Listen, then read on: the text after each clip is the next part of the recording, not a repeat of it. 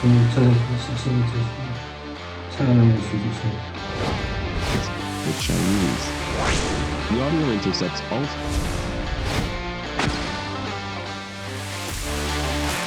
Какие консервы наши ребята, и какие консервы наши ребята, и съели.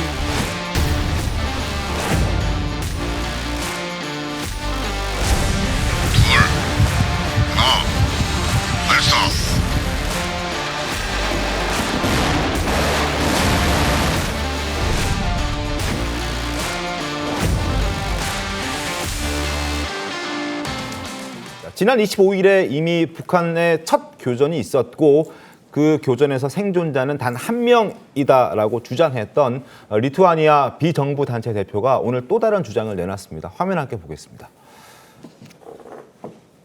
지난달 25일 이미 쿠르스크에서 우크라이나 군과 북한군의 교전이 있었다. 다만 부상당한 북한군 추정 동영상은 당시 교전이 아닌 또 다른 교전의 부상명이다. 저희가 영상으로 지난주부터 수차례 보여드렸던, 일단 정확히 확인은 좀 어렵습니다만 이건 심리전의 일환으로 사용됐을 것이다라고 얘기하면서 보여드렸던 그 부상병의 모습. 이게 첫 교전이 아니라 또 다른 교전에서 발생한 부상, 그리고 부상병의 모습이다라고 지금 요나스 오만, 이 리투아니아 NGO 대표가 얘기를 한 겁니다. 당시 그 부상당한 북한군의 영상을 다시 한번 더 보여드리겠습니다. 저희가 크루스크에 교수가서 무작정 공격전에 참가하도록 강요했습니다. 원래 제 인간이 40명이었는데 제 친구들인 흑철과 경혈을 비롯하여 모두 전사했습니다. 저는 전해진 시체를 제수로 살아남을 수 있습니다. 이 전쟁은 시효가 같습니다. 예, 지금 진위 여부, 저 영상에 대한 진위 여부 아직까지도 확인이 되지는 않고 있습니다만 적어도 이 비정부 단체 대표는 진짜라고 지금 주장을 하고 있는 겁니다.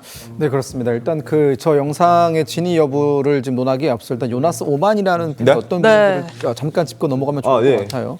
요나스 오만이라는 분은 사실 스웨덴 군 출신의 군 경력을 가지고 있는 대표입니다. 네. 그리고 우크라이나에서 지금 우크라이나 군에게 여러 가지 정보라든가 무기를 제공하고 있는 일을 무려 10년 가까이 해오고 있는 즉 NGO라기보다는 약간의 뭐랄까 무기 컨설턴트 내지는 아하. 또 전략 컨설턴트 느낌의 네. 어떤 그런 일을 하시는 분이거든요.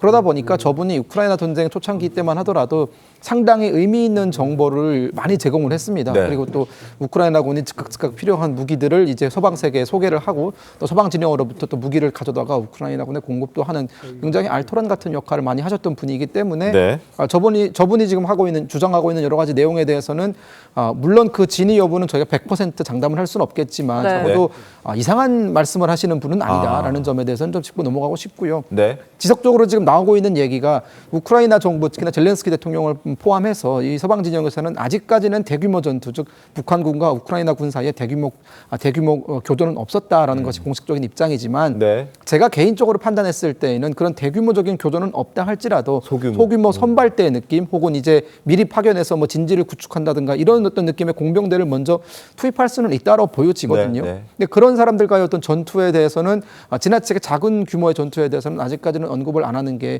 여러 가지 카드를 감추고 있는 우크라이나 군의 어떤 입장에서 볼 때에는 일련의 또 타당성도 있지 않나라는 생각도 듭니다. 알겠습니다.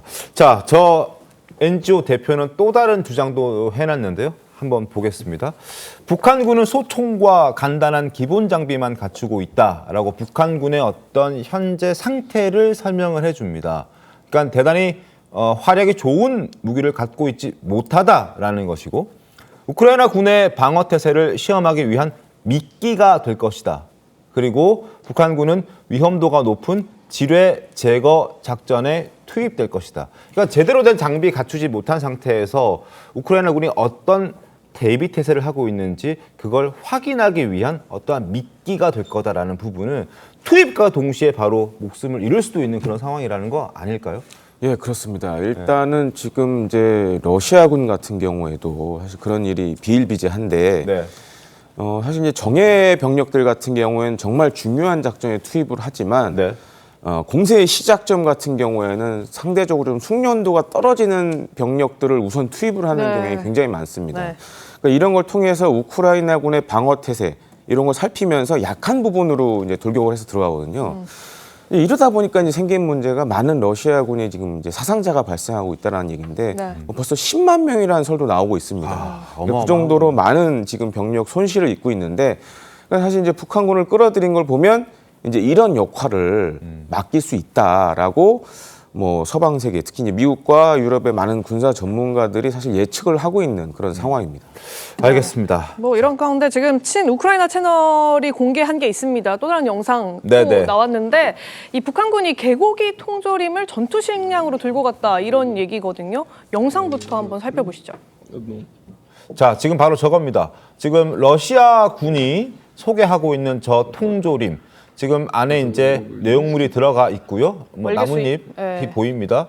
그리고 안에 내용물이 고기가 이제 보이는데 저기에 지금 이제 통조림 바깥에 누렁이 개고기라고 이제 글자가 적혀 있습니다. 지금 이제 빵에 저 이제 개고기를 이제 얹어서 식사를 하려고 하는 러시아 군의 모습인데 누렁이 개고기 선명하게 보이시죠? 뭔가 개고기란 단어를 실제 북한이 쓰는지 이런 것들부터 좀 따져봐야 될 것 같은데 일단 목소리 한번 들어보도록 하겠습니다.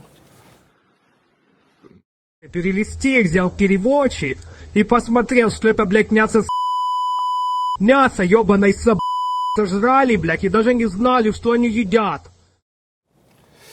자, 진위 여부를 한번 따져보겠습니다. 자, 김구명 보좌관님, 예. 개고기란 단어를 북한에서 사용합니까?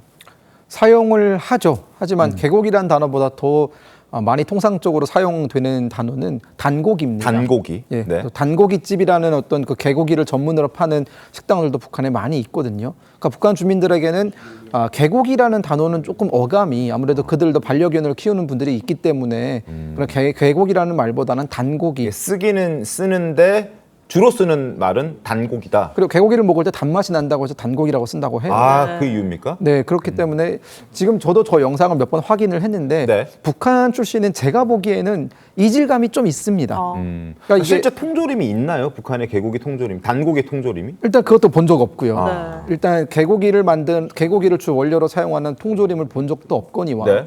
그리고 지금 통조림의 여러 가지 상태라든가 이런 것들을 봤을 때 상당히 고퀄이란 말이죠. 그러니까 북한이 현재 북한 군 그 120만 명에게 지급되는 여러 가지 전투 식량을 저희가 많이 입수를 해서 네. 분석을 전문가들이 하고 있는데 저 수준과 저 통조림의 수준과 현재 북한군에게 지급되는 전투 식량의 수준은 좀 차이가 있습니다. 훨씬 저게 수준이 높다라고 말씀드릴 좋다는 수 거죠? 예, 그리고 제가 봤을 때는 그리고 저 빵 위에다가 개고기를 올려서 먹잖아요. 저런 식 문화도 사실 북한에는 없습니다. 그러다 보니까 여러 물론 가지 러시아 면에서 군이니까 뭐 저렇게 먹었을 수도 있는데. 네, 여러 가지 면에서 물론 진위 여부에 대해서는 저도 확실하게 뭐 확실한 정보가 있어서 뭐 말씀드릴 수는 없겠지만 북한 출신은 제가 느끼기에는 이질감이 좀 있습니다. 아, 근데 누렁이라는 그 표현은 왜 들어갔을까요?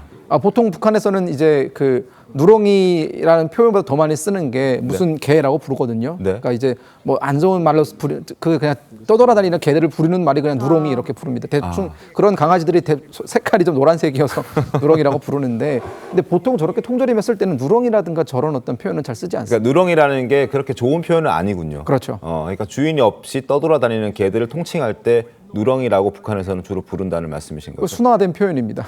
더 심한 욕설에 비슷한 단어들이 사용되지만 예, 그렇습니다. 누렁이라고 안 좋은 의미로 좀 사용된다라는 내용까지 확인했고, 어쨌든 누렁이, 개고기, 통조림이 이제 공개가 됐고, 저 또한 일종의 심리전의 가능성이 꽤나 많아 보이고 진위 여부도 좀 확인을 더 필요한데, 어쨌든 김경열 부장님께서 잘 설명해 주신 것 같습니다.